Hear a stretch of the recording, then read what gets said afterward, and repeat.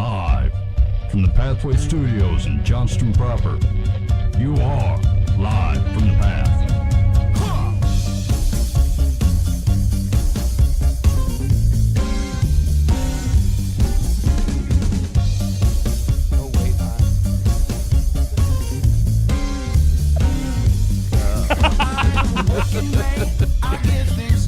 You know that I had you muted. You're listening to Live from the Path. We're going from the Pathway Studios here in Johnston proper. Oh, I'm sorry. Here's the deal: is I have found it absolutely refreshing to ask God what He wants me to play for worship tunes on Sunday. I used to not do it. A prideful Mike used to just pick them out and be like, "People dig these songs," or "I worship to these. Everyone love them." And I made a conscious effort to say, "I don't know why I'm excluding the Lord from these decisions." So I started asking Him, and on more than one occasion. In the last couple months, we've sang a song, and then like a particular person in the room has either broke out crying or started laughing because the Lord been dealing with them in this particular way for some reason, and it's been fantastic. It's my absolute favorite. All right, you're listening to Live from the Path. This closes Mike's diary. Dear me. All right, here's what we got going on the show. What was I looking at? Oh yeah, so there's a couple of terrible articles, but we're gonna read through them. The Christian Post got 7 fascinating insights into where pastors do their sermon preparation. Here's really the question. Our vote is fascinating or not fascinating. Yeah, okay. Are these actual fascinating insights? Hey, Ben. Yeah. Here's the deal. I've been practicing all week to be a hype man. I'm trying to get a job as like a hype guy, like that follows the main guy around and just hypes things up behind him. Yeah. And so I feel like I'm going to try that out most of the show. So just generally being a hype man? Yeah, just prepare yourself. Yeah, no, I'm ready. I'm actually going to hype Ben. I will not going to hype what Booba says. That's actually a really good idea. Yeah, I will be Ben's hype man. There's prudence in that. I appreciate evening. it. Okay. Yeah, this is a good idea. It's okay. a good idea. What? I'm ready. You prefaced it. I still was not prepared for that. I agree. At all. I didn't see it coming. Shoot. Boy, I can't be surprised by my own hype man. All right. Coming from left field. There's also a 10 reasons you shouldn't quit youth ministry. Yeah. Mike wants to be supported. Yeah. Here's the deal. I walked in tonight thinking, I got to quit youth ministry. And then I'm looking for this article to change my mind. Okay, good. This is going to straighten everyone. Hey, anybody with this type of problem goes to the Christian Post. What kind of guy Googles, why should I continue with youth ministry?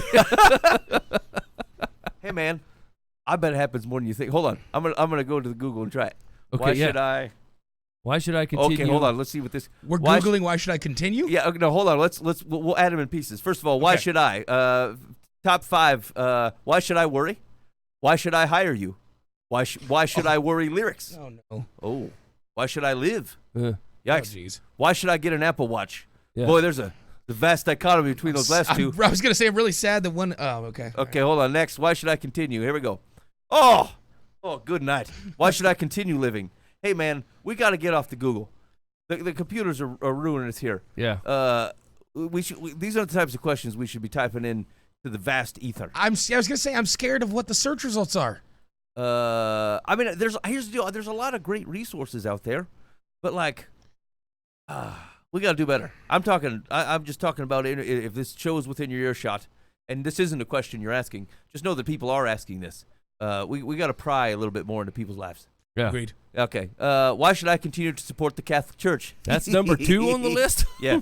Yeah. Why should I man. continue my education? Ooh. More people are asking why should I support the Catholic Church or continue to support the Catholic Church than there are continuing education? Yeah. I mean, That's I guess scary. I don't know how Google offers up, like, do they do it by most popular? I'm guessing. Well, that would make sense to me. Is it's based off of how many people are searching it? Back is sweaty. Yeah, that's nasty. Yeah. Let's see. Why should I continue living Reddit? Specifically, they want to answer this question to the people on Reddit. Geez. Ask Reddit. Again, bad option. Yeah, you're gonna get some terrible responses on Reddit. Finally, why should I continue to breastfeed? Wow. Not why should I start? It's someone who got in on it. It's like, you know what? No, I can keep this up. Well, that's awesome. All right, what was the next one? Why should I continue? Youth. Oh no. Okay, here we go. Why should I continue youth forum? Why should I continue youth football? Why should I continue youth football be banned? Oh. Oh geez. Why should I continue youth volunteer? Why should I continue youth join Indian Army? What? What's Boy. going on in India? That's out of left field, Ben. Yeah, I didn't see that coming. What's happening in the Indian state? It's a work in progress, Boo. It really is. Don't I'm give me the glad you're eyebrows. I'm glad you're practicing. I I don't think you need to say everything in that voice, Mike. Yeah, that's the only way I know how to hype stuff up. Hold on. Okay, hold on a second. So I just did the Google search. Why should I continue youth ministry? There are a lot of options. Why we need youth ministry? When you want to quit youth ministry. 10 reasons you shouldn't quit youth ministry. Why do you want to do it? 5 reasons youth ministry is important. Wow, maybe I should take some of these quizzes and see if I should be doing it at all. Yeah. Maybe the Google will tell me. Okay, so anyway, we're going to do that, and then we'll get some advice on Dear Life from the Path. LFTP. I don't know. No, It's not gonna be able to work. It's not getting better. Okay, here we go. Yeah, this is we wanted. The Lord says, give it a yes or a no on this, so whether these are fascinating. Number 1. The premise was 7 fascinating insights into where pastors do their sermon preparation. Number 1, the location is largely personality driven. That would make sense. Fascinating. This is a terrible way to start this. 7 fascinating places. Let's talk about the criterion that make the places. Whichever one they pick. Isn't that fascinating? They List is have a done. choice. It would be more fascinating if I went into a place and go, this place really rubs against my personality, but I always do my sermon work here. Right, exactly. Let's see, in our survey, 2 different personality types emerged among the pastor's location preference. 2? One group cannot work effectively unless people are around. They are actually distracted by inactivity. The other group of pastors express the opposite sentiment. They have to be in a place with no audible or people distractions. They want to be alone. That's a good sign. Boy, Yeah. I want to teach has, people, but I can't stand them being around when I come up with it. This has all the makings of a terrible article. Yeah, that's okay. So number 1, not unfascinating. Okay, not unfascinating. Bova. Unfascinating. Okay, number 2. Here we go. The church office is the least favorite location for sermon preparation. Unfascinating. Unfascinating. No one wants to sit in their office and do it. 3. The place of a sermon preparation is a factor of routine. I don't even care. That's unfascinating. Yeah, no, unfascinating. Okay, well, hold on. So they have just think about your pastor and think about what you think he does and then what he actually does here. It says they have become accustomed to a place conducive to study, so they stick with it. Similarly, many pastors try to create a routine schedule, like normal people. Yeah. For example, one pastor shared that he tries to get most of his sermon complete on Monday mornings and Tuesday mornings. Who's this animal? Yikes. What kind of schmuck gets it done on a Monday morning? He awakens at 5 a.m. on Monday and works until noon? That's one guy. There's no way. That's not a normal character. Every pastor I know is pounding it out on Saturday night. Yeah, Almost I've every heard pastor more I know. conversations of, man, I really procrastinated most of the week, and then by Friday came along, and then Saturday it's like, oh no, I really got to get this done. Church is tomorrow. Yeah. Here's what I find the right balance is if I try to get stuff, take some notes and stuff earlier in the week, and then I realize that those were my notes and had nothing to do with what the Lord might have otherwise wanted to say on the matter, and then I got time to refine. That would be the best.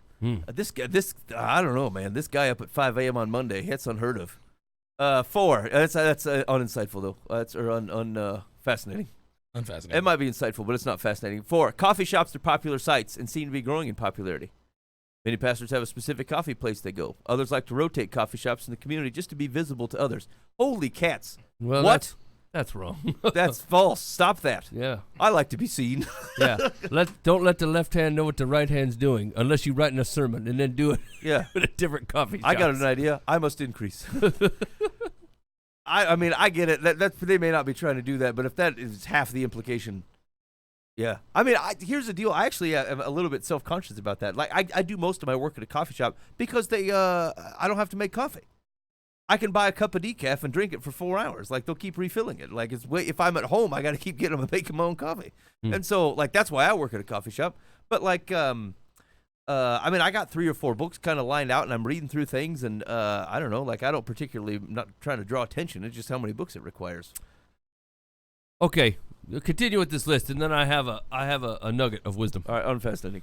Because I think everybody knows that. 5, home offices are a distant second for places to prepare sermons. Unfascinating. Okay. 6, rarely is the place a silent place. Yeah, we already went through that. Yeah, unfascinating and duplicative. 7, one response was my favorite. That's what? What?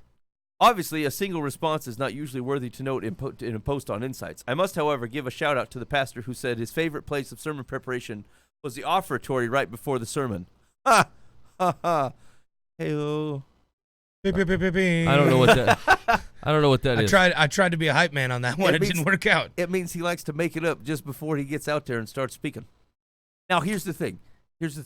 I do that because I don't write a sermon. I teach. Like, I just teach straight from Scripture. And so, like, I study, I make a few notes. If it'll fit my Bible, it's good enough for me. And past that, I mean, we don't do an offertory, I guess, either. But, like, I don't do a manuscript. Yeah. And so it's more in the moment. If the point is to, like, haha, look at that joker, like, I guess I do that for the most part. Okay. Boy, that just was, I expected some of those to be a little bit better. No, that's a real tanker. That was terrible. Okay, so here's what I'm Thanks going for to say. finding that article, Ben. I mean, I should cut it out of the show. Here's what I'm going to say about sermon prep. I think it's the exact same thing about praying, and it's the exact same reason people like vacations, and the exact same reason like people get rejuvenated doing things. It's like you have to do it somewhere where you don't have any responsibility there, right? Yeah. That's why people like the coffee shop. Even if the lights go out, coffee shop breaks, or they're stone cold out of coffee, they're obligated to turn the lights back on, fire up more brew, and bring you some. Actually, so I caused that. I switched to decaf like 3 years ago or 2 years ago or something, and like they make like a pot of decaf. My guess is around 5-6 p.m. and like they just ride it out. No one else is coming in and drinking this, but I drink a lot, and so they might have to fire up a fresh pot at 9:30, and you can tell they ain't used to firing up a fresh pot of decaf at 9:30, and so I put them out. I don't feel bad about it. I feel like if it is not an indication of why, one of the 10 words is to take a Sabbath, and is to get yourself some rest. Rest. It's like we got real legalistic with it, right? But like the truth of the matter is, when you're on vacation, like no matter what hotel room you're in or what campsite you're at or whatever you end up doing, whenever something bad happens, it's not your problem. Because you don't live here. You don't own it. It's not yours, right? And so like all these things lean towards you being able to get some relaxation. And so when you're having a hard time connecting with God and having a hard time getting some prayer in, you got to get away from the stuff that belongs to you, and that's your responsibility. Same thing's true with, I think the same thing's true with sermon prep. I think if you try to do it, if you're like a dad, if you try to do it on the couch in your living room, your kid's going to come in and talk to you. Yeah. And then, because they see you there, and it looks like you're doing nothing. And so they're going to be like, hey, Dad, check out this new dance I did. Blah, blah, blah. And you're like, holy cats. That does happen to me. All the time. Yeah. Hey, I think I can do 3 cartwheels in a row. Well, I'm trying to do the sermon prep. 3 cartwheels, Dad. Check them out. Big smile. I only did 2. I'm going to do it again. I only planned enough time to listen to you for you to do the 3 cartwheels, and now we go fire them up again. Right? So, like, all that to say, I think if you want, if you're truly sitting down and you're writing, let's say you're writing a sermon, right? Mm-hmm. And you say, I think you pray, and I think you say, God, do you have something to say to your people that you need me to communicate? And then you wait on that, and then you pray a little more, and then you start reading and start writing and get it done. You should probably do that somewhere. It doesn't matter who's at the coffee shop. They're not your people, right? They're not there to bother you. They don't care whether you're writing or whether you're not writing. So whether you do it in the solitude of whatever or you go to the coffee shop, I don't think it actually matters. You just need to go somewhere that's not your responsibility. I think the home office is a terrible decision. Yeah, so like every once in a while I do find, especially if I'm out of town for work that week or something, I come home and like I feel like I've been away from my family. I'll be like, well, I'm going to try to do my sermon work here because it's largely reading. But yeah, that very thing is the problem, is not only are there distractions, but like I try to get through it quicker because you look around and you think, I should be helping. I should be talking to my children. I should be putting the dishes away. I should be whatever. And so like it doesn't give you a space to sit and focus. Yeah. And I would agree, Bible studies are the same way, prayers the same way. It's not because it can't be done in those broader areas, or it's specifically holy when you're by yourself out in the woods or something, but like it does change your scenery and allows you to focus. It's why the early morning stuff is it's sought after, right? Because let's say you don't want to get up and go to a coffee shop. If you get up at 4:30 in the morning, hopefully no one else is rolling around your place till at least 6. Yeah. 6:30, right? And so you can achieve the same thing at home just by getting up or staying up late. But, I mean, being around when no one else is around. But it's still, yeah, the more solitude you can get there and the more not responsibility you can have around you, I think that's the way to go. Agreed. All right, let's run through these, Mike. 10 reasons you shouldn't quit youth ministry. Okay, I'm with you. Number 1, 70% of those who trust in Jesus do so by the age of 18. You're dealing in the demographic that is most open to the gospel. Huh. You Really? find that to be true? I Now, here's... I don't know. See, I'm going to argue with those numbers a little bit, right? I think I think there are 70% of people who borrow their parents' faith. There might be 15% in there that really, like, you can't put a leash on these kids. The Holy Spirit done dragging them around, and that's it. They're gone. I think a lot of them are trying to figure out how to live this life, and they've seen the way their parents do it, and their family friends are doing it, and go, yeah, okay, this is for me. And like when we talk about kids leaving the faith, when they hit college, and we're always like, oh, it's the liberal college system, bobbity. Now here's the deal, man. They're just trying to figure the thing out. Right, they're taking all this stuff that they learned, and then now they're being faced with someone that says, "Actually, we don't live our life that way at all. We base it off of this thing, blah blah blah, and we don't actually care about whatever you're saying in the God thing, and we just live this way." And they're vetting it out. They're like, "I don't know, does that sound right?" And by the time they get through some life experience and get themselves a family, and they start looking in their own kids' innocent eyes, and they go, "Well, I tell you what, the world ain't done me no favor, so this family's going back to church." I think that's more than likely what happens. And so the best you can hope for when running a youth group is just be honest with your kids. Tell them the deal. Tell them who they are. Tell them who Yahweh is, and tell them how that interaction happens. And start hitting them with life early so they know what it's going to look like, so their faith isn't so shattered that they run screaming the other direction. Yeah, agreed. 2, Jesus was a youth leader and led a revolution that changed the world. You have the same Holy Spirit as he did. All right. Jesus was a youth leader. Yeah. Because John was young? Is that the joke? I don't understand. I don't get it. I mean, there's plenty of motivational things in the Bible without calling Jesus a youth leader. That's for people who think that being a youth leader or youth pastor is somehow less holy or less good than being a lead pastor, that need to be told, hey, guys, don't worry about it. Your ministry isn't any less important. Yeah. Jesus was a youth minister, too. Yeah, he talked to the rich young ruler. We know he was young. Oh, it even says it. Here's the thing. Of all the phrases to use, or of all things to preface, you have the same Holy Spirit as he did. I mean, I'm not sure he was a youth leader would have been my, top 700. Right, exactly. Hey, he raised from the dead via the Holy Spirit. You have the same Holy Spirit as he did. Yeah. That's big enough. You can perform incredible miracles, or you could be a youth minister. Here's the 3. Every major spiritual awakening in the history of the United States has had teenagers on the leading edge. Really? What? I'm not sure. What do they mean by that? I'd like to see what spiritual awakenings that they're talking about. Read that again for me. Every major spiritual awakening in the history of the United States has had teenagers on the leading edge. First of all, why do you need to localize it to the United States? Second off, I don't even think I agree with that. I don't know whether I agree with it.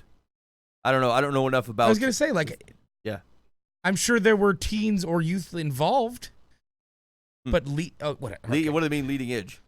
Yeah, what's that look like? Is that one of the 5 dudes that meet up at a coffee shop and talk about the new thing? All right. Okay. Swing and a miss. So far, Mike's going to quit.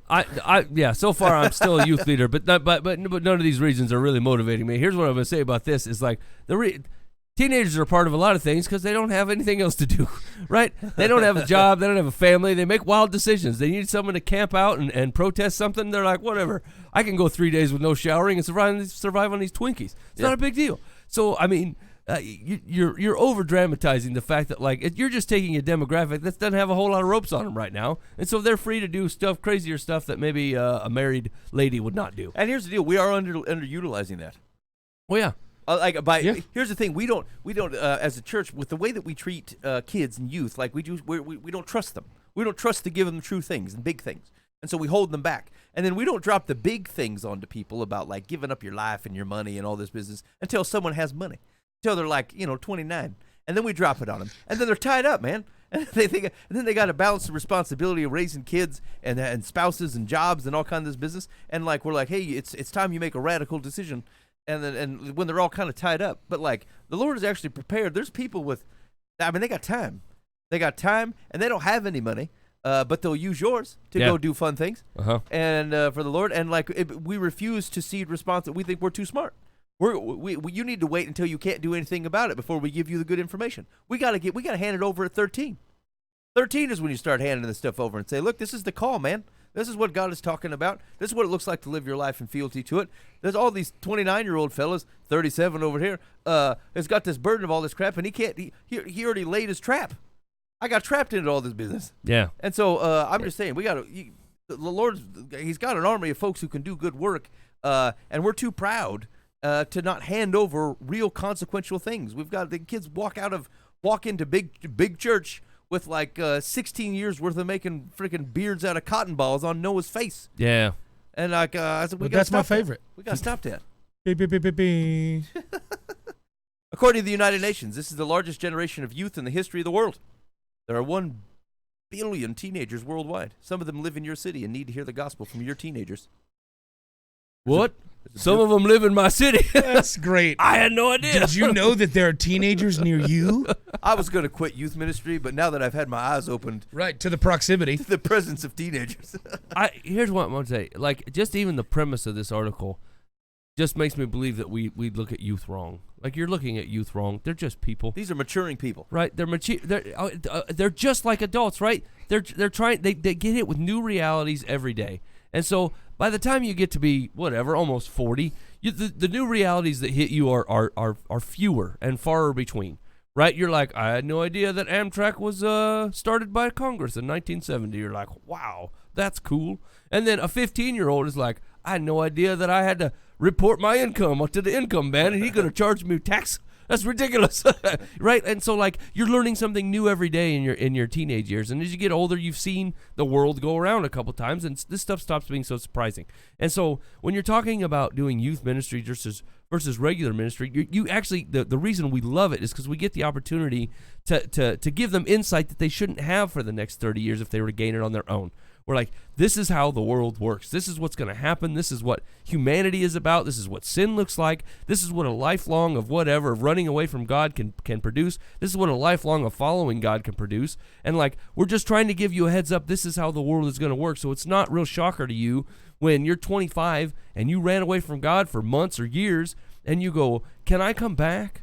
Can I go back to what I thought the deal was? Because I liked that better. I tried something and it turned out I was wrong, and I just want to go back home, right? And like doing a youth ministry gives you the chance to say, yes, all those things are true, yes. And when that question comes up, you're not a spiritual crisis. You're just now seeing the world through less foggy eyes. And you can turn around and go, my clothes stink, I'm too far away from home, I want to go back near Yahweh. I want to go back to where I came from. And the answer will be yes. And you're preparing them for that. You're preparing them to see what it looks like to be far away and go, I want to go back. I just want to go back. Hey, real quick. Amtrak was started by Congress in the 70s? Yeah. Yeah. That what? The commercial rail lines were losing too much money.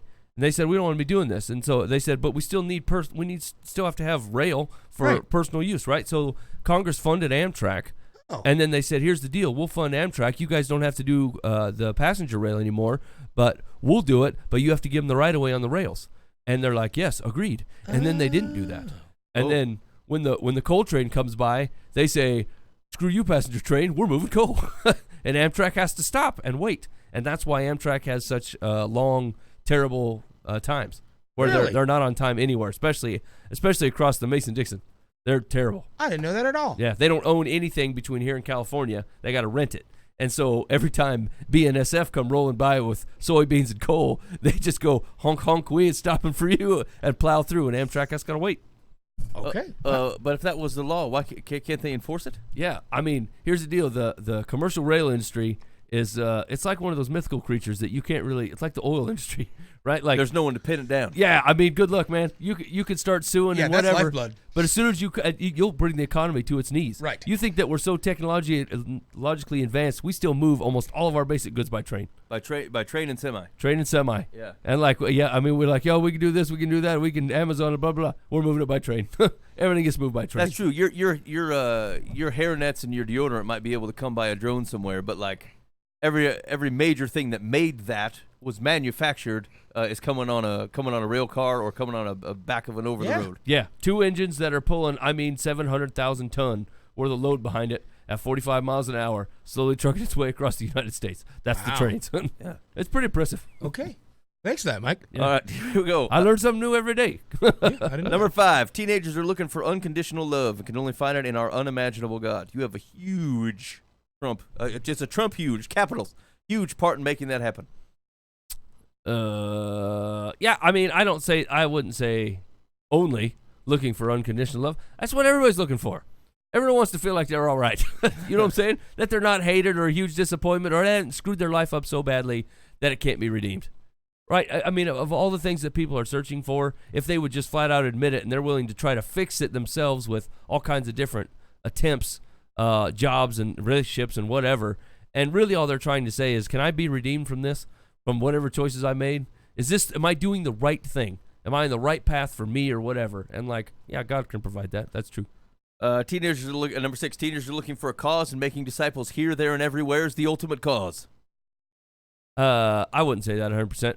Actually, my view of current teenagers is they're not looking to get involved in just about anything. I think they want to be left alone. Yeah, agreed. I think that there may be the random one-off that is very passionate about getting involved in social situations or getting involved in changing the world or anything like that, but I do not think that's the norm. If you can ignite their passion in certain ways, I think that's what the thing is. You know, if you can get them on board with the fact that they can, setting the expectations in their hearts and in their minds that they are not just the youth, as in people who can't make change and people who can't do things. If you can get them to understand that they do have a voice, they do have the opportunity to change things, and their passions matter regardless of their age, that's when you get a generation of people that are willing to make changes. And I agree, the ultimate cause. If you get people on board with the understanding the lordship of God and understanding who Jesus Christ is and the nature of the good news and the reason to spread it, yeah, absolutely. You get teenagers passionate about that. That's going to change a lot of stuff. I agree with that. But I would say that is not the norm. And therefore flip that on its head and say, hey, you should stay involved in the youth ministry because you can help foster passion towards developing huge things. Yeah, and I think, to be clear, like we're not selling a cause. Right, yeah. We're revealing a reality. Exactly, yes. Which is different, right? Like, to Mike's point, like as you start to grow up and you're going through kind of those early teenage years and stuff, like reality's coming at you fast and fierce. Mm-hmm. And it brings two different potential reactions, right? The world opens to you and says, hey, look, you are of consequence. You are living in a world of consequence. And you have the option to either hide away from it or actually, if you can grab this thought that you actually do have the ability to make a difference, then teenagers and college-age folks generally want to. Like, there are folks who will say, fine, if you're saying that I'm responsible for this thing, and I think it's unjust, or I think it's not right, or I think people could be treated better, then I want to be part of making the difference. And so that's why they're willing to, they're like, short of anything else to do, I'll walk the line. Right. I'll hold the sign. I'll do whatever, right? And so, but empowering them to understand the right thing, the underlying thing that actually changes the world for good, yeah, I think absolutely does point them to the right things. And it reinforces, frankly, that, like, God has often used variant age folks, whether old, really young, or whatever, to accomplish his means. Like, there's no reason that God couldn't be using them for that same purpose. 7, the average teenager has over 400 online and face-to-face friends that they can reach out to with the gospel. They need you to equip them to do that. Mike, you can feed them daily posts. Hey, here's a suggestion for your Facebook wall. No, here's the thing, and I think this is a huge mistake, right? Because, like, we try to talk about how to equip people to spread the gospel. If they believe the gospel, they will do it on their own. There's nothing to equip. You don't have to teach. There's not a tactic. There's not. And I see this. I got some friends, like, obviously online, like, this is their whole gig, right? Books about discipleship, books on how to reach people, books on how to this, and seminars and programs and whatever. The flat out thing is like, if I go to Popeye's Chicken and I think their new chicken sandwich is the best, I'm going to tell everybody that they should go to Popeye's Chicken and try that chicken sandwich. And that worked. Yep. There's not a pamphlet at Popeye's that says, here's how to tell the people about this sandwich. Right? I just do it on my own, in my own organic way. I say, hey, how do you feel about chicken sandwiches? I'm for them. Well, I tell you one thing. You should go to Popeye's and dig on it, because this is the best sandwich I ever had, right? If people believe the gospel, they will spread it without any of the fancy tools, and they will do it in the most organic and natural way. The conversations will come up as they should, and they will see where people are speaking about either a problem, a worry, a praise, anything they got going on. And in the mind of the Christian and the person who is part of the kingdom of Christ, they will say, hey, I feel like Yahweh belongs in this conversation. And they'll interject him because he belongs there. Right. And it's fine. And that's it. I shouldn't say that. I'm trying to think whether I should back off what I'm saying about the discipleship books. I'm still sticking with no. I feel like you're spinning your wheels, man. His foot down on if it. people believe the good news, they will just spread it, right? Jesus never gave any other discipleship tactics, right? He didn't offer up any, right? He didn't say use the best of your human cunning to spread the gospel. Right. Use your vast social media presence, and that way you can cast a wide net and get a bunch of people. The best thing you can do for friends of people that go to your youth group is to tell your youth group about Yahweh. That's it. Tell them what the world is, how they fit into it, and the grace of Jesus Christ. And if they believe it and follow it, they'll tell people on their own. There's nothing there's nothing to do. There's no plant, there's no suggestive phrases. Even if you want to offer to one of the things that they like to do a lot is like offer to pray for people. If you don't normally do that, don't do that. Right. It's super awkward and weird. If you pray about everything and someone says, hey, I'm struggling with my parents and blah, blah, blah, well, I'd like to pray for that. Is that cool? Right? That's fine because that's what you do anyway. Right? If you're not a normal, I interject and pray for people guy, either get there, pray to Jesus and ask him if that's what he wants you to do, or don't do that because it's just super awkward and phony, and we don't need any more phony representations of Jesus Christ at all. No equipping. Just good news. 8. If you equip a teenager now, they can serve Christ and advance in his kingdom for the rest of their lives. Adults are already old and closer to the finish line. No offense, adults. 9. Set a teen on fire and they can... Oh, why they gotta say it that way? That's terrible. We gotta stop this Christian word stuff. All right, boys? Set a teen on fire. I'm on fire for God. Hey, I'm totally guilty of that. Yeah, I mean, I'm running through my mind here. I'm just not. Aside from the Holy Spirit coming, the arrival of the Holy Spirit. Well, I don't know where that's coming from. I don't know. I think it's just to ignite passion. I mean, that's true even in literary sense. If they say that guy's on fire for something, is that supposed to mean that he's hot for it, or he's running like a madman because he's on fire, or he's trying to get away from it? Yeah, actually, that gives. I think it's a burning sensation to continue. That's what I look at it as, is like igniting passion. Yeah, but I mean, being on fire is not a yeah, it's agree. Not positive. I get that concept, and I've actually been called out by when I've done youth leading. I've gotten called out for that. Of like saying, one man, of the kids say it? Yeah, oh, absolutely. Yeah, I've said, man, I just hope you guys are just like on fire for the Lord, and then when someone goes, oh, I hope I'm not on fire. Hey man, and I'm he's just right. like, yeah. Now that you're saying that a lot, I'm just like, dang it, you were right the whole time. So I mean, just they're going to get to set a teen on fire. You can set a youth group on fire. Set a youth group on fire. You can set a church. Set a city. Blah blah blah. At the end of the day, the only actual problem I have with this list is like it is all encompassing. You are taking up a way bigger role than I actually think that you get.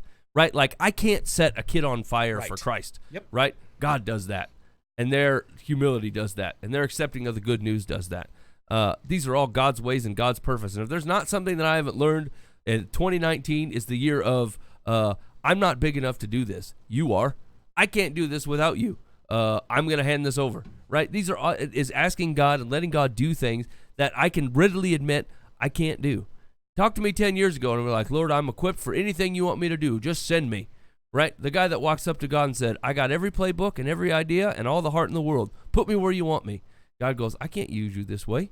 I can't do anything with you. Come back to me when you're ready to say, God, I can't do any of the things.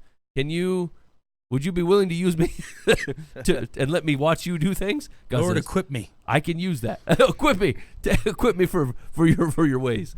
So all this stuff is presupposing that like if you thought it out, planned it out, tried hard enough, that you would be able to do these things. And like being faithful to the gospel and asking God to bring you thoughts and plans and ideas for specific people within your youth group, I think that's God's purvey, and I think He will use you to do those things. But like in the end, these are God's fires to set, you know?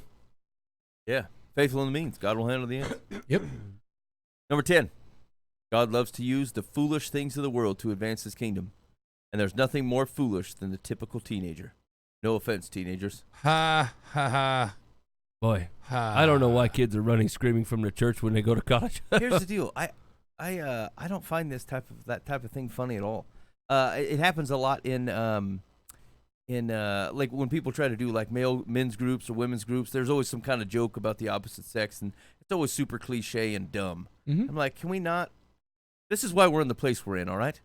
Can we just not do that to each other? Do we have to say, oh, like, hey, teenagers just stealing? I find teenagers pretty sharp. I like, to Mike's point, like, they're taking in the world different. And frankly, I don't know that they can, I mean, they may be taking it better than me. and they're handling a lot. They're having to adjust to a lot of significant consequence at one time. And so like, I mean, they're trying here. And so like, I don't know, to diminish them like they're silly or foolish. Like I just don't, I don't find it funny. I think there's, I think we do them a grave disservice. I think they're immature, but like we know that. So like that's I'm immature. Yeah, You lack experience because of age. That's right. What produces maturity? Experience does, right? Like that's what makes maturity. It's not inherently your fault. Right, or like you can get wisdom, right? So like I think to the point of, hey, that's why we try to share wisdom with kids and with youth and folks, so that they can try to go mature faster. Mm-hmm. But like, and so like, and you have a right and a responsibility to do those types of things. But like, they're even having to balance whether what they're getting is wisdom. Like how many? Just because I think it's wise doesn't mean inherently they have to believe me. Their support structure may say, look, I don't even trust adults. My mom and dad were terrible. Right. Yeah. And so they don't have a reason to trust the infrastructure that they have, let alone you, a guy who's pretty confident that he knows what he's talking about.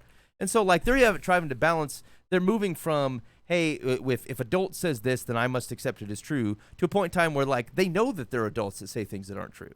And so now they're having to refigure out their relationships with people that they know to say, look, is that person actually being honest with me? Right. Do they have what's best for me in mind? They say that, but do they actually have that?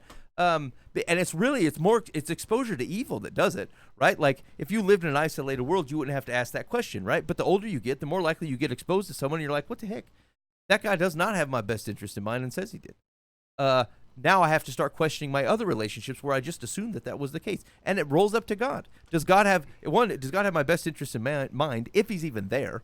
Or is he even there at all? Because like, I'm trying to evaluate my relationship with God through my own life as opposed to somebody else's life. And so like, I mean, that's like, it wouldn't even occur to me to say, hey, these are a foolish group of people. I think they're trying, and I think they will make some mistakes that are funny to me. But like, that's not funny. I don't find that funny. I agree. I don't think it's funny. All right. I think at the end of the day, the reason that the articles like this even exist is youth ministry is a highly burnout occupation, right? Yeah. People get pretty fired up about it, and I'm not going to say that it can't happen to the best of us, but what I can tell you is that if you're getting that burnout doing this, then you're not willing to admit to the Lord that this is not yours, right? Like you can only get burnt out by things if you're going to hold on to them, let them weigh heavy on you, and it's God's to deal with. Yeah. Right? Like kids are going to make some rough decisions. Adults are going to make rough decisions, right? Kids are going to make some terrible choices that put them on. Problem is like you always feel like if you catch them this early, you can control the trajectory of their life, right? And so like if they start making bad decisions when they're say 14 or 15, then you think they're already headed in a bad direction. Where if you catch an adult doing the exact same thing, you're like, God can redeem. Turn it around. Just go the other way. Right. But like when they're young, you're like, but you don't have all this black mark on your board already, and you don't have all these things stacked against you or years of sin. Just keep going the right way. And you're so afraid of letting them fail and letting them screw it up that you overburden them, and you try to make them sound like they can be something that the Bible says they cannot be. They cannot be this thing that you're telling them. You paint a picture where you want them on fire for the Lord, right? You show up every Wednesday and you're like, we got to have you guys on fire for the Lord, and we got to have you out there discipling. And like half of them are going, what?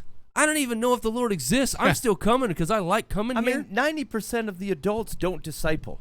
Like when we talk about that, like they don't meet with anybody. They don't think it's necessary to read the Bible. They have no personal, real relationship with God, and they wouldn't even begin to know what to do with trusting the Holy Spirit.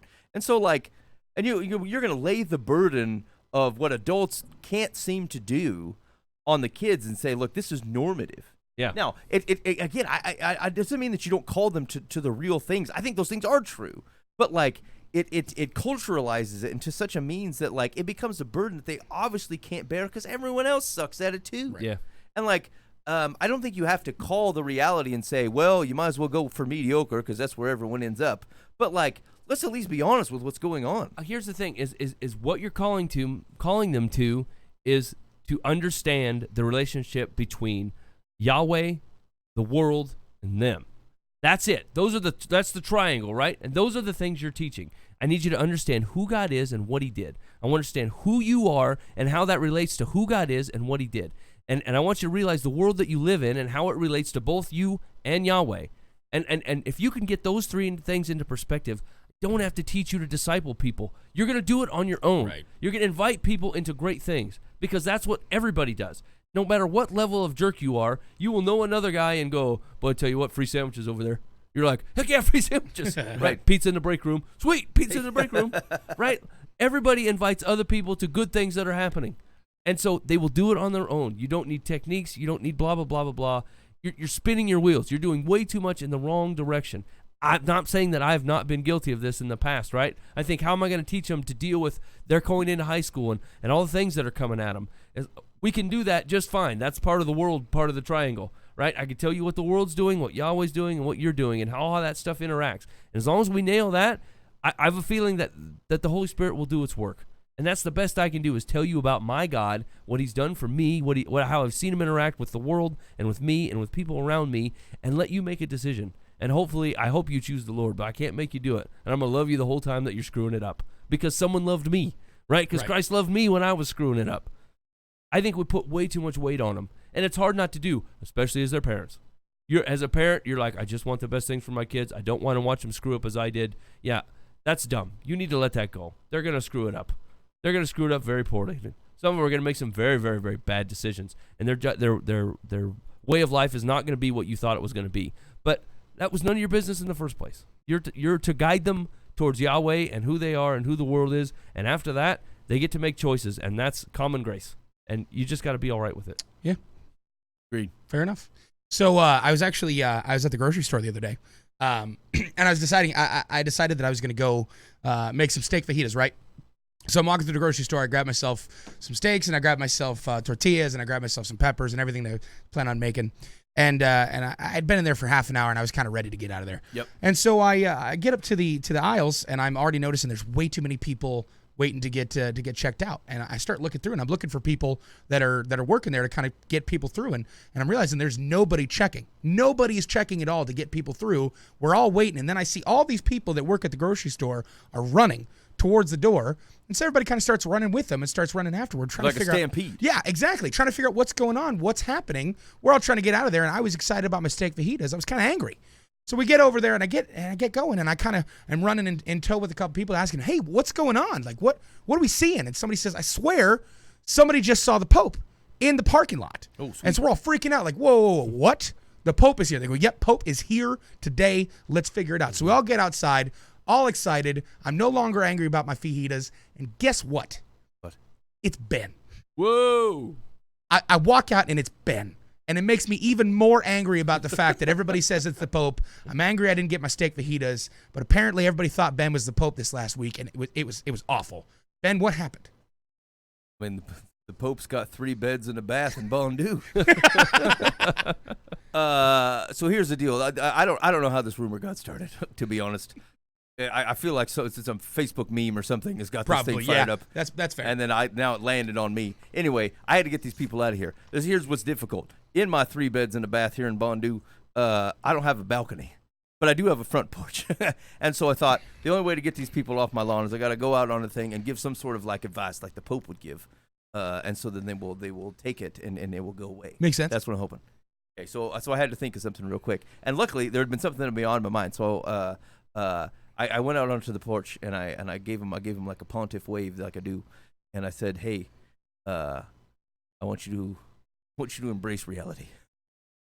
And then they stared at me. Yeah, I bet. Yeah, they said we do, and then it was funny because it's the very nature of them thinking that I'm the Pope was the opposite of what I was getting at already. But here was the core premise, and I find that the more I think about this, the more it's at the root of absolutely everything. And I mean everything, is that you just want what's real. Like, we have to just want what is true. And here's a few examples that have been bouncing around my mind. So this is true for most people's jobs, and even in relationship stuff, the word compromise, right? Hey, I want this thing. Someone says, I want this thing. And you have to come with something that kind of meets somewhere in the middle, where ultimately you can agree to move forward because you give enough for the other person to go forward, right? We call that a compromise. But it's not. Like, at its core, it's a right reflection of reality. The truth is, no one was ever going to do the thing that I wanted to do holistically. right? If I propose, let's say, what's a good example? Let's say I'm an architect or something, and I work for a firm, and there's two of us that are helping this one account, and I show up and I design this whole house, and I go, here, the house is ready. And the other guy has spent another like 3 weeks on the other side, and he comes with a completely different design and goes, the house is ready. Like, we are going to call it a compromise. I gave up a little here, he gives up a little there, and we figure out what house we're going to do going forward. But the truth really is that it was never going to be that someone was going to make my whole house, was going to take that house design that I did and build it when there was someone else that was contributing to it, right? And so a lot of times when we think, oh, I had to make a compromise, what we think is like, I gave up something. I lost. But you didn't lose. It was never going to happen. It wasn't real. The thing that you thought you had that was real, this house design, it was never actually going to be that. And what we lose the most in life is we look at things that weren't real and we hold on to them as if they were true. So think of this now a lot less technical. Think of it in a relationship aspect or something. Hey, you were dating somebody and it turns out they were a jerk. They were a real jerk, and you're gonna break up with them. You're like, I can't spend my and like you're gonna then and afterwards you're mourning, right? Because you're mourning. I thought I was gonna spend my life with the rest of my life with this person. I thought they were this person. It's okay to mourn that your life wasn't as you were expected, but recognize that like it actually you didn't lose something that was real anyway. Right? The thing that you thought was going to be true wasn't actually true. You just thought it. You just thought that was the thing. That person wasn't actually the right person. And it sucks to find it out. But like, you didn't lose as much. The point is to say you didn't lose as much as you think. What it feels like you lost was you lost the perfect person. But you didn't have the perfect person to begin with. It just took 9 months for you to know that. For that to be revealed to you. Or 2 years, or 5 years, or 10 years for you to realize that type of thing. And the same thing is true, I think, if in other just like other relationship things, where we get the maddest at people and we really hold on to the past things. We feel like we were mistreated. Someone had done us wrong, or that we just didn't get everything that we wanted.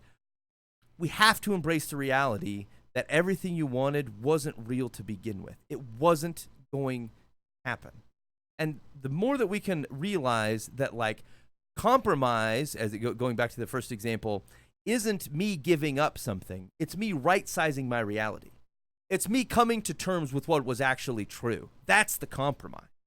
So, because one, and if you, how you look at it really changes it. Because one looks like, oh, I had something perfect and I gave up some and now I have a less than. That wasn't the case. I never had the perfect thing. I just, with my interaction with this person over here who had this other design, we have now come to terms with what the actual reality is. And I should be grateful that I'm dealing in reality, that I'm no longer under the pretense of falseness, that this thing was going to be true when it wasn't. So the advice then is to say, we want that. We want to be able to deal in true things. That we should want that more than anything else, to say, look, I don't want to walk around blind here. And so think of my relationship with God is that, like, I want God to strip away every pretense of mine that is wrong. Because why would I want anything false, especially of my own devising? The thing that I thought was true that wasn't true. And so let's say someone comes up to me and says, hey, listen here, Ben, you were a jerk. Boy, I really hate to find out that I was a jerk, but I am really thankful that someone said it. Because if I was a jerk, I would like to know it. Because what value do I create in my life going, oh, no, I wasn't. I wasn't a jerk. Or like, hey, man, you lied to me. No, I didn't. To whose value are you creating? You're denying the true thing. And then you're trying to keep up this false pretense and this lie. You're creating like an alternate version of reality. And if you keep stacking, you stack false realities upon each other, you start feeling entitled to that reality. Hey, I think they should just use my architectural design, because mine's way, way better than that guy's over there. It's not true. It's a false reality, right? But then I start being entitled to my belief of the wrong thing. And so sum it all up, I guess the point is to say, like, fiercely protect that which is real and desire to have it, regardless if it comes in a means of which you don't like, regardless if it has to give up on things that you think are awesome. The point is to say, like, we should seek after what is true, what is good, and what is real. and say I'm willing to have my reality brought to bear and have what I think of the world changed in any means necessary so that I may deal with what is actually real and true. So you got to embrace your reality. Get off my lawn. I think that cuts and shuffles a lot of obvious problems, right? Yeah. Like, because pride tends to fall to the wayside when you're willing to just say, "I'm seeing this thing correctly." My idea wasn't this or whatever, or my thought in this relationship wasn't this, and like it is a way more pragmatic way to approach a situation, and actually just staves off a lot of problems down the road.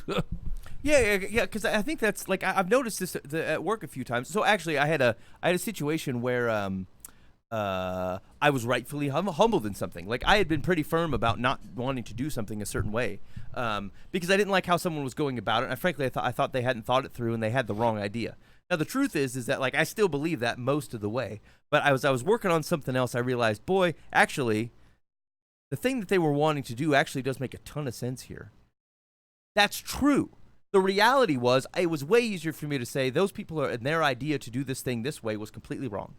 And it's easier for me to just ignore it. And when I figured out that wasn't true, my option was to deny that and say, oh, well, the thing I was right, just because it affirms that I was right. Or I can say, hey, look, that part of the idea was actually right on. Yeah. And so I had to go back to them and say, look, I was wrong. I was being short-sighted in this particular thing. I'd like to reapproach this because you're right. And so here's ultimately what I get, though, is I actually get the best outcome.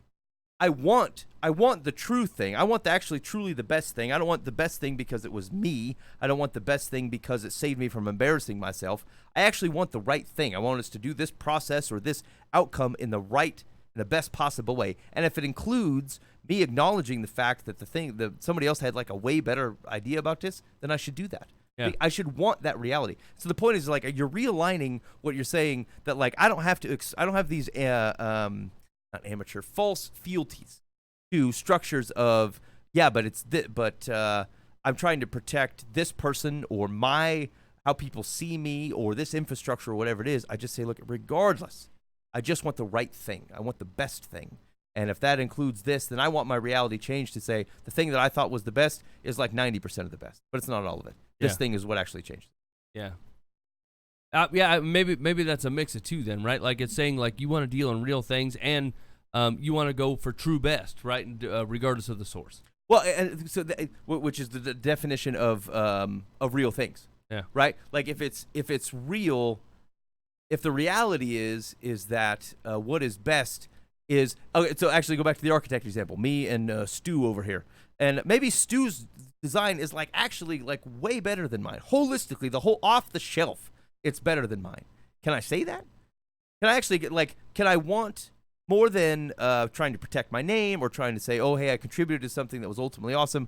Can I just call the reality for what it is and go, you know what, Stu, it's freaking awesome. Yeah. That's awesome what you did. I would go with Stu's. Yeah, look at that thing. And like what this does is it starts to combine a whole bunch of different things. It's believing in truth. It's humility. It's lacking false pretenses for things. And it just says, look, I want it to be true. I want to follow the true thing, and I'm willing to pursue truth in whatever means it may come, through whomever and through whatever circumstance, and I will be glad for it. I will be excited for it that what we got to brought the truth to bear. Yeah.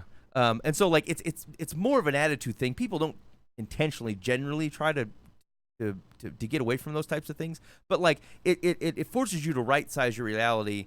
And like the reason I brought up the relationship one is that like it starts to frame the right understanding of what we lost. I mean, whatever. Maybe I've given this example before, but it happens with my kids or something. They're like, "Hey, can we stay the night at so and so's house?" No, we're busy. You can't really do that. Or I know that they're busy and their parents can't have you over. Oh, and they feel real bummed out, like they lost something. They did not have it. Yeah. They were never going to stay the night over at so and so's house. It was not going to happen. They feel like something has been taken away from them. But it wasn't taken away from them. They did not have it to begin with. That's correct. And so, like, it's that same thing as the concept of recognizing you can't lose what you didn't actually have. And, like, it's good to have hopes. I hope this thing was going to be true. But to find out that it wasn't true, you're blessed for knowing that it wasn't true so that you don't spend your time hoping in it. Hey, if I could just tell you up front, hey, we're not staying at anybody's houses this week. Everyone's busy. then you don't waste your time hoping on something that's not a reality. Yeah. I'd rather know that someone doesn't love me. I'd rather know that someone thinks I'm a jackass. Like, line them up. Yeah, right. Go ahead. Just give me to it straight. Yeah, right. And like, it doesn't mean that those things don't hurt, and it doesn't mean there's not a consequence to finding out reality. But just recognize that true things are a blessing. Reality is a blessed thing. And sometimes it's hard, but like, just be able to call that for what it is. Boy, I learned the truth today, and I'm at least glad for that, even if I hate the truth that it brought, you know? Yeah. So anyway, that's get off my lawn. That's it. Okay, we got time for one. Dear, live from the path. I live in a townhouse in a small development, just 4 townhomes with a very relaxed HOA. Since it's just the 4 of us, we discuss things like needed repairs and come to an agreement. Our problem is our newest neighbor. She smokes outside at all hours. Oh, man. Sweet What Moses. an upstart. It prevents the rest of us from enjoying our own outside spaces, nor can we open our windows for fresh air. As far as I know, she smokes only outside and not inside. What can we say or do as we can enjoy our decks and patio spaces or leave our windows open without being smoked out? What? Does she smoke a bonfire? Yeah, I mean, is she like coming up to your dining room window Right. and going, hello? No. What? Man, This is an entire neighborhood that It's is like she's got that a- is put against by one person smoking one cigarette at a time. Yeah, like they play it off like she's got a billows over there. All right. Right, yeah, exactly. Squeezing over. So let's talk My about neighbor started smelting iron recently. It was really, really, really inconvenient. let's talk about looking at things in reality, right? Okay, 1, she smokes outside at all hours. Are you outside and trying to enjoy your spaces at all hours? Because Or just from dusk. yeah, until- I mean, are you creeping on her, right? Like, is she out there at 3 a.m. or why? I don't understand why that even came up. Janice is Like, you're trying to paint her as some kind of upstart who's just out there all the time, flowing nicotine. 2, we cannot. It prevents the rest of us from enjoying our own outside spaces. You, sir, have a low threshold for things that cause you non-enjoyment, right? Now, granted, no one likes the smell of cigarette smoke, especially if you're not a smoker, right? But, like, unless you're building these townhouses, I'd probably elbows to elbows, right? Like, you don't have to live in a townhome, and they have as much right to stand outside their own townhome and smoke a cigarette as you do to stand outside and not smoke one at yours. So you don't like townhome living. That's what you don't like. Right. Right? And so what you can't do is move in a townhouse, which puts people right next to each other. You're only 4 dudes in, and you're like, this is a mecca. I love it here. It's a utopia of townhome society. And then by the time number 5 moves in, who drives a race car, oh, well, we hate race car man because he's not like the 4 of us. Or we don't like the chimney over here because she smokes and the rest of us don't smoke. This was going to happen no matter what. That's right.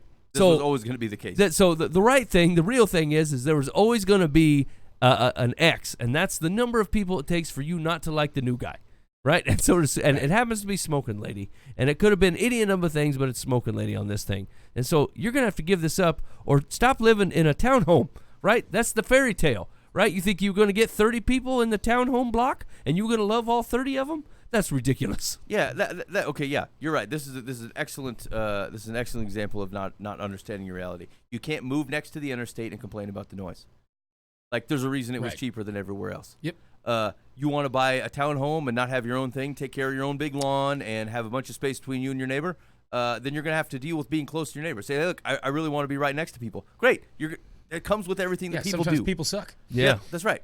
And in so, this case, sometimes people just do what they want to do. Yeah. Smoke. So like yeah, the expectation that you can you walk in and say, hey, I get all the benefits and none of the problems is stupid. Right. Don't be stupid. You were probably pretty excited about the Relaxed Homeowners Association until someone came in and started doing something you didn't like. And then it was like, oh, crap, I really wish I had a strict homeowners association would tell them to stop smoking. Yeah. Yeah, I mean, I suppose you could work to change that. But I mean, you're a little late. Go move in a townhome where the HOA says, look, you can't smoke outside. Right. If it's that much of a deal breaker for you, you should have looked at it when you moved in. Yeah, I mean, and to Mike's point, like if it's not cigarette smoke, it's loud kids. Yep. Or someone who is constantly has a lathe and listens to Yanni when he uses it in the undies. Leaves like, his every rake night. outside on the yard, or then like you puts a cow welcome mat down that Yep. you don't like. That and thinks person makes the mows a place little look too bad. early. Yeah. Puts out his divided house placard like way before football season or something, and it makes you angry. Yeah. These are yeah. Okay. Secular says, Because your homeowners association is so tiny that you have no manager to handle it, it is important you approach this sensitive problem with a positive attitude. This woman is the newest member of your 4-unit family, and this will be a long-term relationship, for better or for worse. Remember, it must be built on trust and mutual respect. Come together in a neighborly way to discuss other matters that need to be dealt with, and then raise the subject in a non-contentious way. This is not dealing with things in reality. The solution might be something as simple as her agreeing to walk farther from the building when she smokes. Determine what would be acceptable and work from there. She's totally going to go for that. So, I mean, I have a feeling none of it's going to be acceptable. She'd be like, look, what if I stand in the middle of the cul-de-sac? No, then you're spreading around to everybody. All right, well, what if I go like 20 feet that way? Well, we can still smell it. I mean, you ever heard of, I can smell a guy smoking 3 blocks away. Yeah. And I'm like, and I think to myself, one of my friends is over there. I should go talk to that guy. So I don't think any type of compromise, you're not even set up for a compromise here, right? You didn't even offer anything to come up with. So I think you're just going to be against it, and you need to stop that. I mean, here's the deal. If she smokes, every nook and cranny of the day, I feel like you just wait her out. Yeah. It seemed like you were half mad that she doesn't smoke in her own place, right? Why don't you go chief up your own house? Why you got to take it to the outside world and smoke it up? Well, okay, ready? One more. Okay. That's it.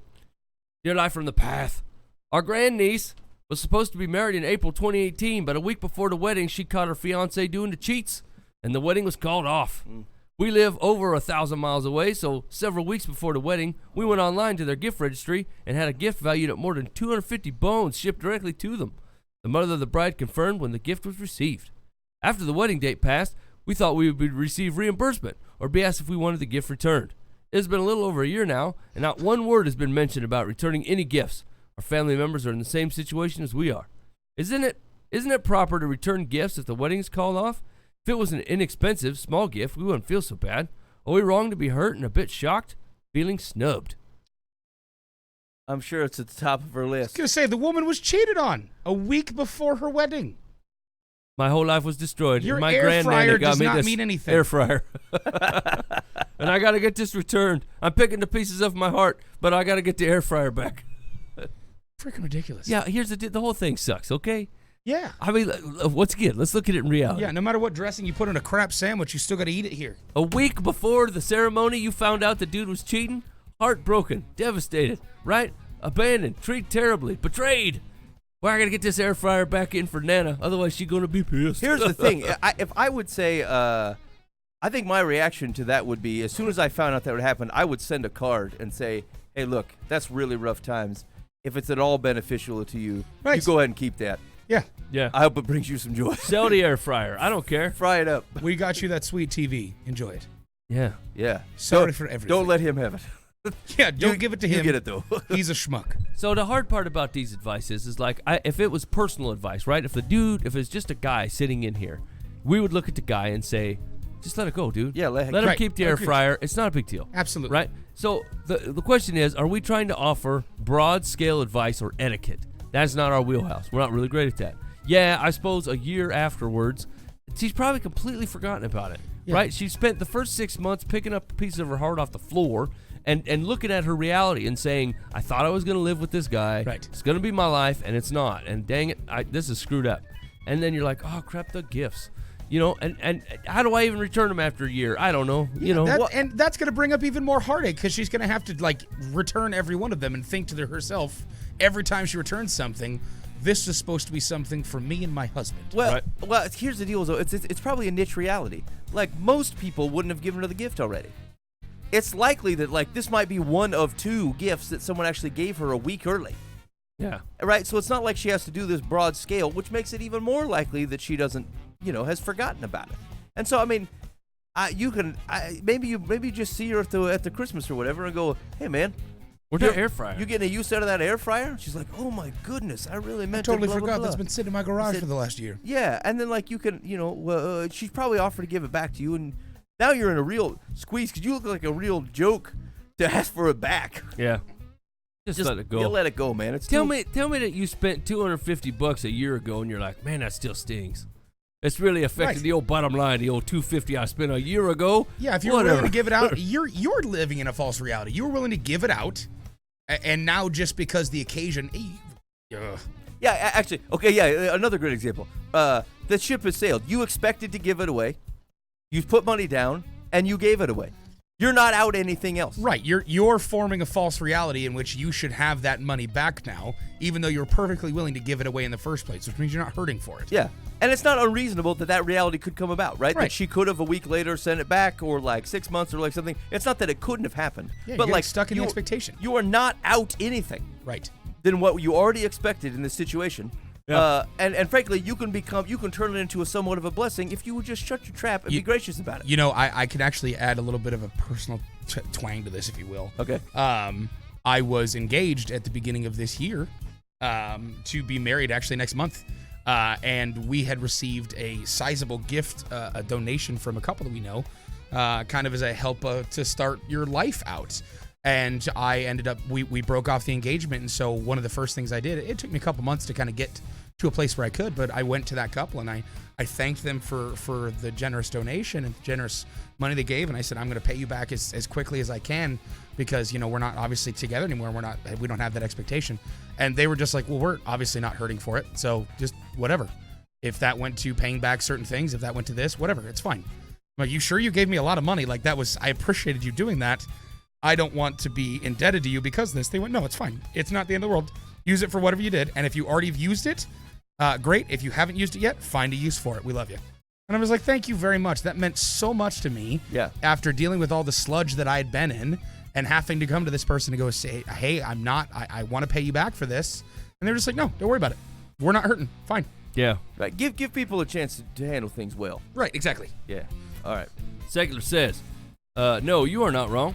I assume you never received a thank you for your generosity either. Wow. Oh boy. We just getting the broomstick out. Way to be secular. Wedding gifts are not to be considered consolation prizes. The rule of etiquette is, if there has been no wedding and the wedding gift has not been used, it should be returned to the sender. Oh, what the heck? I'm sure she got the book out. Do they do that for all the ladies who have troubles in the wedding? They send a free book. Here's how you handle your depravity. Yeah. Yeah. That's awful. You've been listening to Live from the Path. Listen to me. There's a lot of terrible things to be mad at in the world. This ain't one of them. No. Right. You out $250, whatever. I mean, you've wasted it on other things. Heck, you wasted 10 minutes writing this letter. So you're obviously not opposed to wasting things. So I would say you're out to $250. Just let it go. It's not like the dude took it, right? It's not like the guy who cheated has got your fryer and he's over there making up blooming onions in his place, right? Your granddaughter got it, who's the intended target. So I let it go. Yeah. Okay. All right. You've been listening to Live from the Path. Hey, maybe there's something about the show that you really dug on and you'd like to tell us about it. Call us on the digits. Beep, beep, beep, beep, beep. Just feel free to use the complaint line, 515-517-0085. We take both positive and negative comments on the complaint line. We just named it for what it's most likely to be used for. Maybe there was parts of the show that you found embarrassing for us, and you'd like to share that with us so that we can right-size our reality. Yeah. Go ahead and do that, 515-517-0085. Now, you stay classy, you in the youth group. In case you were thinking about bailing, I hope that we invigorated your life. Yeah, stick with it. In the meantime, be faithful to the means. God will handle the ends. You've been listening to Live from the Path. What?